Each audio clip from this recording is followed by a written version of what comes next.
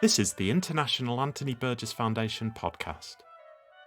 In this episode, we're celebrating the release of the Irwell Edition of Anthony Burgess's Mozart and the Wolfgang, an experimental novella that demands closer investigation. The Irwell Edition of the Works of Anthony Burgess is one of the central projects of the Burgess Foundation and aims to publish each of Burgess's novels and major works of non-fiction in critical editions edited by experts and scholars. Each edition has a new introduction, a text which has been restored to that of the first edition, appendices drawn from the Burgess Archives around the world, and expansive notes on the text.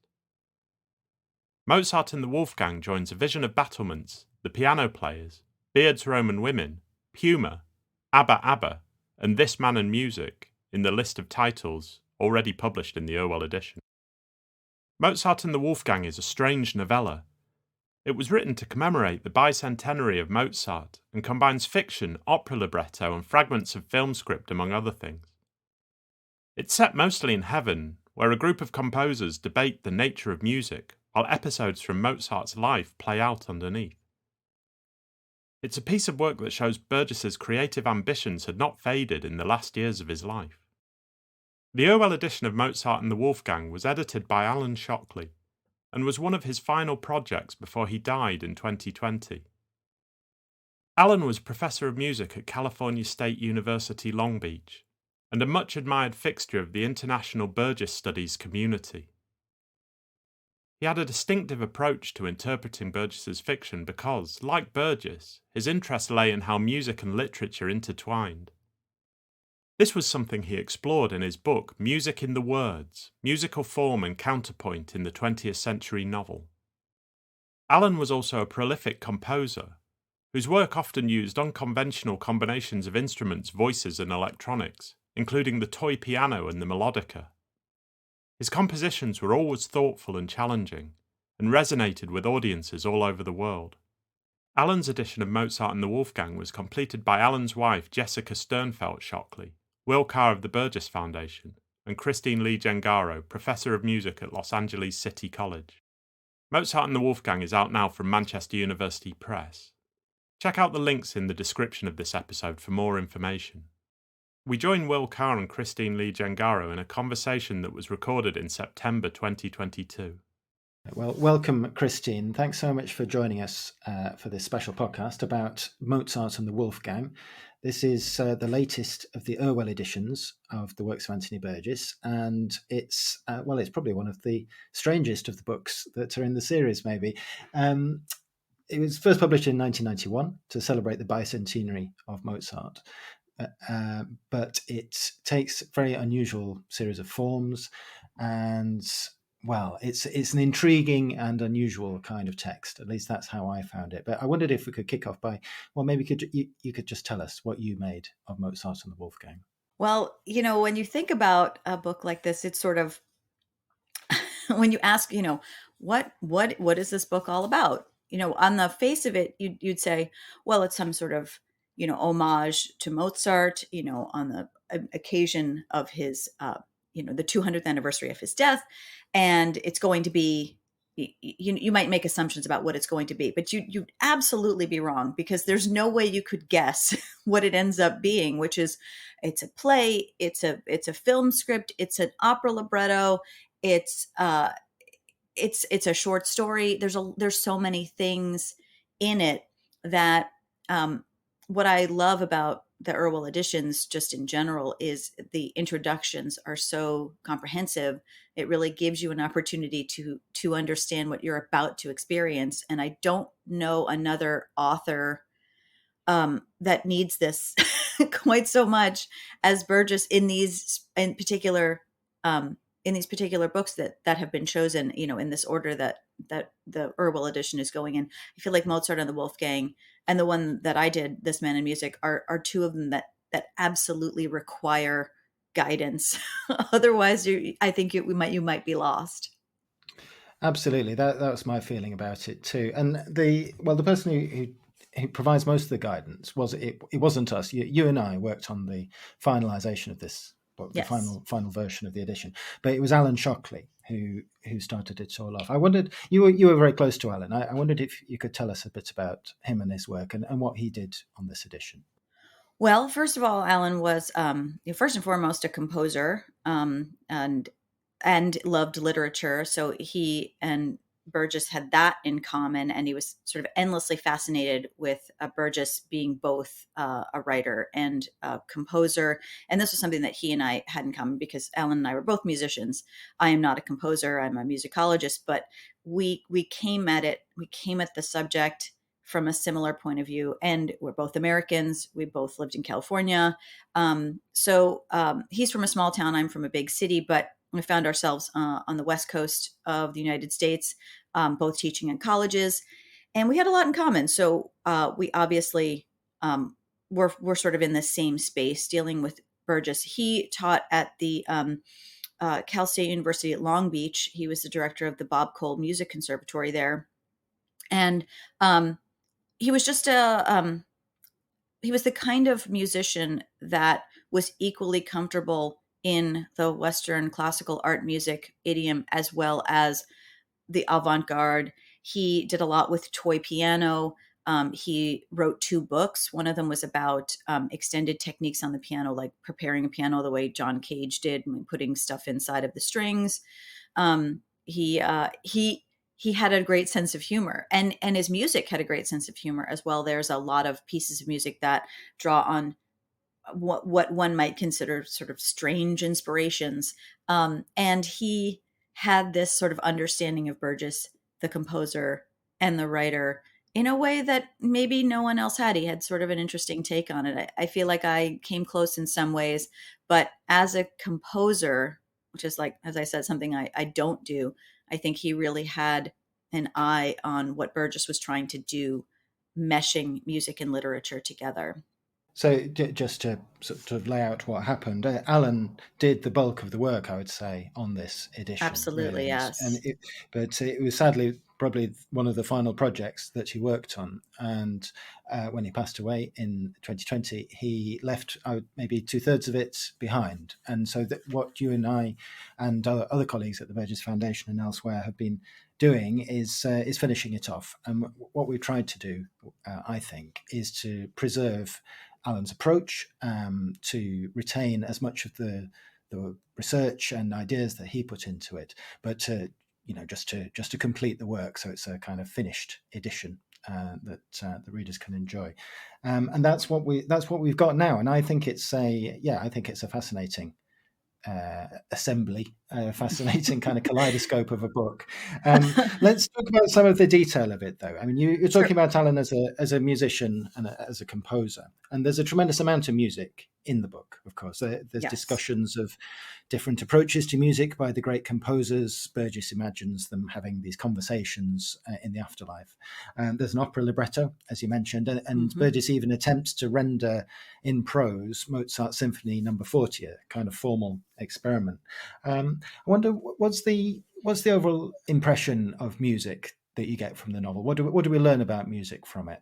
And perhaps I wonder if you felt it tells us anything about Burgess's own approach to music. Well, I think it's obvious because as I think I mentioned sort of briefly at the beginning, there's an opera libretto in this. There's a play with famous composers. There's a film about Mozart and his father. There's all these different angles, right, on Mozart, and as you said, the short story that tries to recreate the structure of a symphony in prose. And what it says to me about Burgess is that he was just sort of steeped in music all the time. It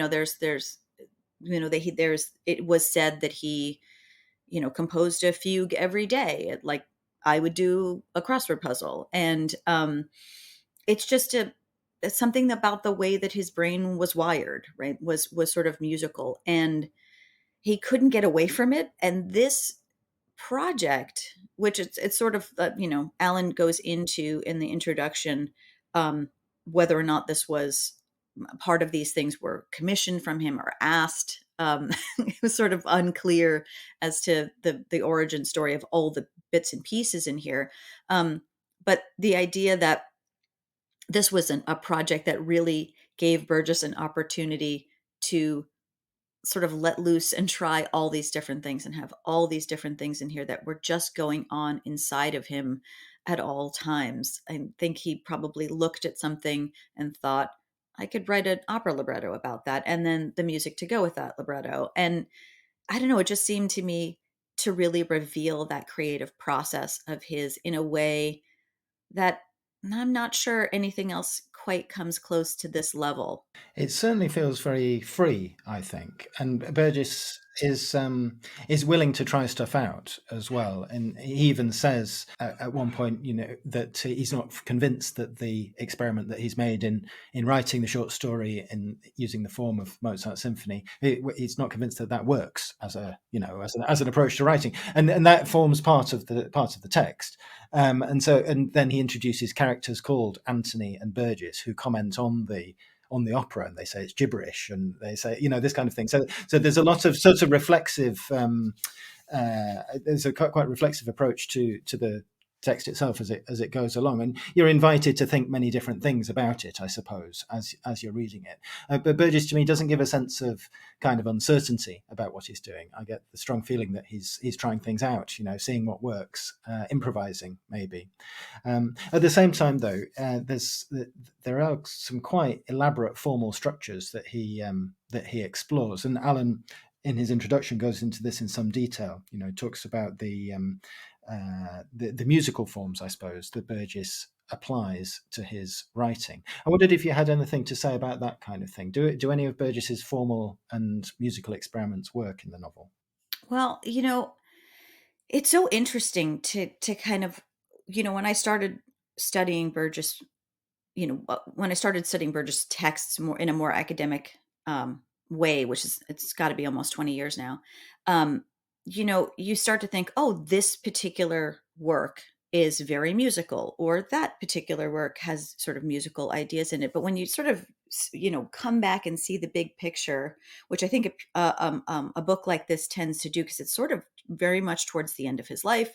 Not that we knew that, but, the sort of coming back and like, pulling out and seeing the big picture there, you do kind of see this sort of musical idea of how do literature and music work together. You just see it happen over and over again. I touch upon this in This Man in Music, but I mean, from the late 60s through the 80s, this idea was just a sort of nod at him a little bit. What can music do for literature? And of course, we see Napoleon's Symphony, having a structure of a symphony, and we see a lot of that sort of come to roost in this Mozart and the Wolfgang. And what I think is so interesting about it is he never really stopped trying to make it work. He said it's got to. I think there was a stubbornness on his part that said, I think I can do it. I think I can make it work. And having another voice in his head say, no, this is not working at all. But just allowing that to be, like, not self-censoring and not saying, like, I'm not going to put it down on paper. I'm not going to put it in this book because I don't think it works. He says, I'm going to put it down in this book. And then I'm also going to argue with myself over whether it does work. Now, the reviewers, of course, were mixed on the level of success that Burgess achieved here. I think it's really interesting. To me, one of my favorite parts is the ending, is the last bit, which is just very much a commentary, almost like you're having a conversation with Burgess about the process of writing the whole book and about Mozart himself. And it's a beautiful essay, just, excerpted and taken on its own. But when you go back and you kind of look at what he tried to do, I think it's really an interesting experiment. But it is just that. It's an experiment. It's not necessarily a successful narrative. Doesn't really get a story across. It really does kind of exist on its own terms. And for that, I feel like it's successful, because he's done it. But then at the same time, it's sort of, you could never tell a real story that way. You could never have named characters work in the same way that themes work in a sonata form. One of the things that interested me about the different reviews, of which two are collected in this new edition, is that they do pretty much all find something to enjoy, but it's always something different. Some are excited by Burgess's kind of linguistic play. Some are interested in the way in which Burgess talks about Mozart's life and relates it to his own. And, they read this text as a kind of autobiographical essay, where Burgess sees himself as being Mozart in some way. Maybe we should talk about that a bit, because there is a kind of a reflective aspect, I think, to this book. There's a lot about Mozart's life in it, obviously, and about Burgess, really. And one of the central questions of the book is how far it might be useful or important to know about an artist's life in order to understand what that artist is creating. What do you make of what Burgess does with Mozart's story? And do you agree? Do you think that Burgess sees a bit of himself in the character of Mozart that he creates?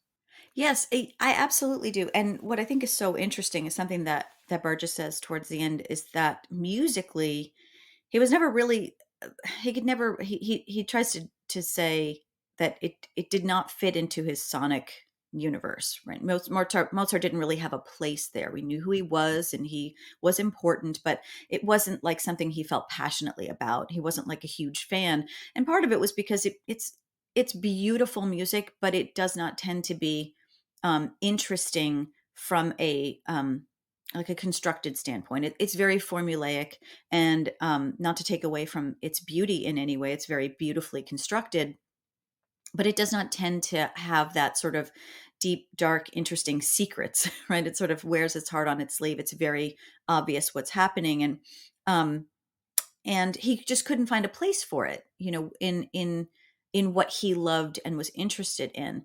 And so it's interesting to kind of come to the end into, 1991, and to think to himself, well, wait, he does sort of fit into my life, but not in a way that I originally thought. It's more that we were both extremely prolific. We never said no to a job. We were always writing. And there was something about that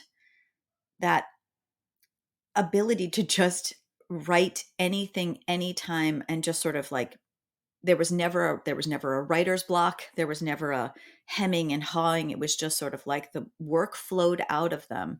And it's interesting to see Burgess come to this late in his life, and also reflecting on Mozart's position in his world, and really coming to that sort of conclusion of, oh, wait a minute, I have something in common with this person as an artist.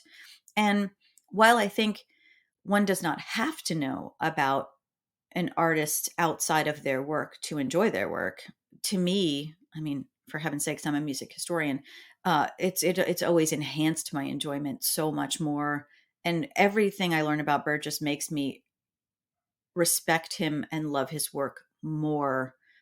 It's never taken away from that. It's never, learning more about him has never made me think, ugh, I want to know less. That's never happened. So I think, and something that you mentioned as well, like there's, what do we learn about Mozart in this book?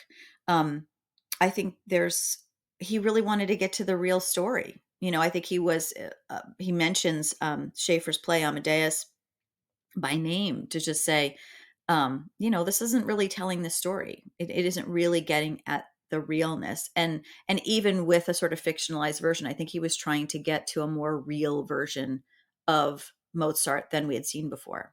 Burgess was certainly keen on that aspect of Mozart. I think, like the sort of earthy nature of him, of the Mozart that Mozart himself displays in his letters, particularly, and that's contained in this edition as well. Actually, Burgess's review of a collection of Mozart's letters, which is from all the way back in 1966. So Burgess was writing about Mozart for many years before he came to this particular book. And and he uses, I think, the Mozart's own words where he can, taken from the letters to as dialogue in the opera libretto and that kind of thing, when he creates the character of Mozart. So there is a kind of verisimilitude to what he's doing. But at the same time, you've got all these great composers in heaven looking down on the action unfolding, and they're kind of caricatures, aren't they? They're sort of emblematic of a particular musical traditions or whatever it might be, and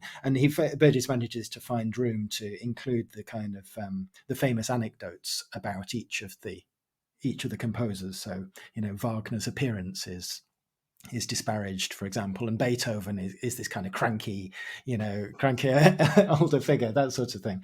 And so there is. But one of the things that I like about it, I guess I'm trying to say, is that Burgess is able to include quite a lot of facts and make these people believable, but he's also trying to. It's drama. It's a sort of it's artifice that he's created here. God, well, one thing that I noticed, and you just mentioned it, is that there's so much background knowledge that Burgess has about these people, about these composers, and he's mentioning actual pieces and friendships that you might not know. I mean, there's this whole section with Gershwin and Schoenberg, and they used to play tennis together, and one might not know that their music is so different. You might not expect that they would even know each other, but they were buddies, and to just kind of, I don't know, bring all this together. One thing that I love about the Irwell edition is that it's annotated, and so there's these notes at the back that explain a lot of things, and Burgess gives us a lot to do in these annotations, but it really does sort of definitely flip back and forth if you're going to read this, because you're going to learn a lot. Maybe some things you didn't even know. Even if you are a music fan, I certainly learned more about that relationship in particular that I just mentioned. There's just so much to dig into. Yes, yeah. One of the things Alan Shockley did when editing this was really open up the text, I think. And one of the things I really like about his approach is that, well, it's kind of Burgess-like in a way, in that he's not afraid to tell a bit of a story, to give a bit of colour to what is potentially quite a challenging and sort of incomprehensible text. So there's I think his annotations, as well as his introduction, they do express some of his humour and sort of enthusiasm, I suppose, for the work, which really does make the whole thing quite an enjoyable read. There's other things as well in the book. There's another text by Burgess, an introduction to two operas, which is quite a sort of straight piece, really. I'm not sure what you made of that. It's in a way, it's the kind of piece that you might read in a more ordinary celebratory kind of volume. Yeah, it goes on. I think maybe the longest of the appendices, but it's a very interesting sort of take, and it is not at all quirky.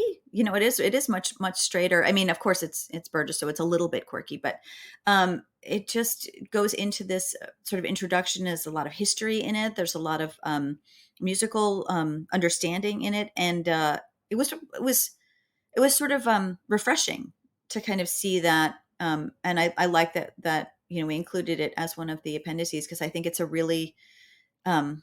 really shows that Burgess could have done a very boring, not say very boring, he could have done a very ordinary homage, but he chose to do something different. And I, keep thinking about that word that you said earlier, which was that he seems very free in this. And I think he just allowed himself, he said, I've written more ordinary information about Mozart stuff, and I'm going to have a little fun here, and I'm going to just sort of try whatever. And I think that really comes through. Yeah, and I mean, we mentioned the reviews, but the book itself kind of disappeared after its first publication, and its first return in over 20 years. One of the other things I wanted to ask about was how you felt Mozart and the Wolfgang stood up today, or indeed where does it sit now in relation to Burgess's other literary musical writing?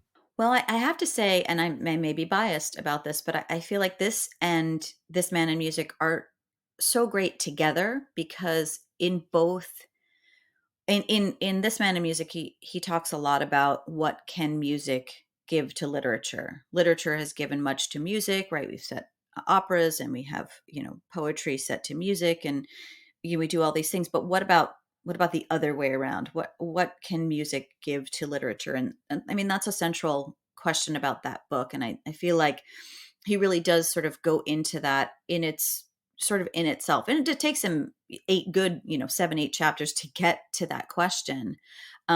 but there are a lot of interesting things about that happen in that book that I think really inform the way that I read Mozart and the Wolfgang. And I think they're great sort of companion books, because they have so much in common. This idea of like, can you put a musical structure into a literary work and have it still kind of work as a piece of literature? So I feel like those things sort of work together. And I think also, when you think about it, Napoleon Symphony would be a great, if you were going to sort of make a list of books that I think should be read kind of at the same time. I feel like Napoleon Symphony would be a good addition to this grouping. And then of course you've got, what is it? Burn, I think would be a good, all these sort of like musical, um, homages to composers. I think there's a few of them in there where you have this idea of taking some sort of form and imposing it um, upon prose. And I think in this case, in Mozart and the Wolfgang, we have a play, but we also have an opera libretto that's written in verse. So it's really Burgess kind of flexing all of his muscles here, and really encapsulating a lot of different things. And of course, he had done film adaptations, so we get a little bit of that in here as well. Um, so it's a very interesting book. It's got a lot of different angles, as I said earlier, but the idea of like different angles looking at Mozart. And if you had a chance to sort of say like, okay, for the next month or two, I'm going to spend reading some Burgess books, I would say Mozart and the Wolfgang, Napoleon Symphony, and This Man in Music are sort of a great triumvirate to kind of tackle together, because they all are thinking about sort of the same idea over and over again. And there's a lot of repeating and there's a lot of overlapping. And I think they crisscross brilliantly.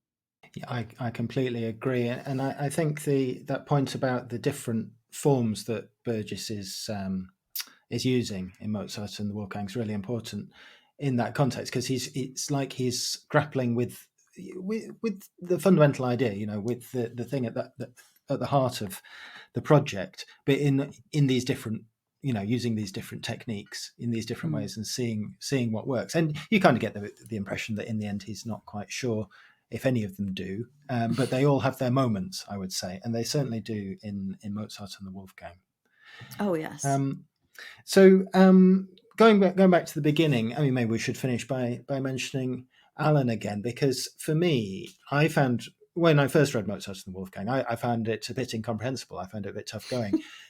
But when I was lucky enough to do a bit of work on Alan's edition, I felt that his introductory matter particularly, but the other things he brought to the text as well, really opened it up. I just wondered if you could say a little bit about how that was for you. Well, I sort of had a similar experience when I was writing my dissertation back in 2004.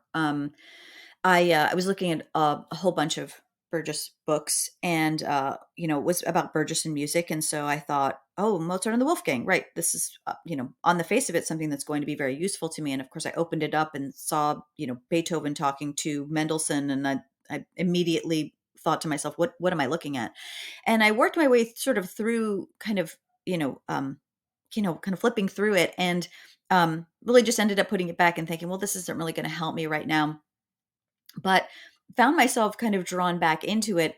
And I will say that you never made it all the way through in one go, until working on this project. And the work that Alan did really go wrestling with this text and getting it into getting that introduction together in a way where it could tell you everything that's going to happen and really kind of lay it out for you was absolutely instrumental for me getting through it this time and really enjoying it. And just wanted to give some recognition to Alan's widow, Jessica Sternfeld Shockley, who is a musicologist and musician, and she helped shape things before it came to us. And then I think our job was to continue to kind of shape it in the expectations for the Irwell edition, and making it sort of fit the format. But so much he had done so much work getting it into getting an explanation of what was going to happen, that it was so useful to me as I was going through it. So, I mean, what wonderful work was done. And that's, I mean, just the joy of these Irwell editions is that you're going to see it in a new way, even if it's something you've already read, even if it's a Burgess text you've already experienced. There's going to be something in that introduction that's really going to be revealing. And for Mozart and the Wolfgang, I feel like this is so essential to my enjoyment of it and my experience with it. So I think he did a wonderful job really wrestling it into a way that makes it understandable and enjoyable. Well, that chimes very much with my experience. I found that the time spent with the text, with with the structure that Alan had put around it, with the the kind of explanations that he'd given, and with the kind of the annotations and so on that we mentioned, that really repaid. That really repaid a lot of attention, and it for me it brought it to life, and it does sit alongside some of Burgess's other writing in a way in which I didn't think it would do to begin with. But readers can make up their own minds, of course, because this edition will be out, or is in. This edition will be out in early October, and we'll be celebrating that with a launch in Manchester. And as part of that, we'll have a concert of some of Alan Shockley's music as well. So we're very much looking forward to that. We'll record the concert and the book launch and everything, so that will be online for anybody who wants to see it after the event. But for the moment, thank you very much, Christine, for joining in with that conversation. It's been my pleasure. Thank you so much for inviting me.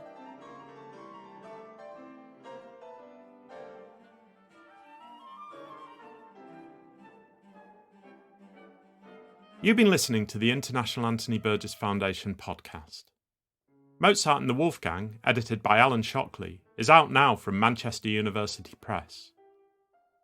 Christine Lee Gengaro is Professor of Music at Los Angeles City College. She has worked extensively on Anthony Burgess and music, and in 2020 she edited the Irwell edition of This Man and Music.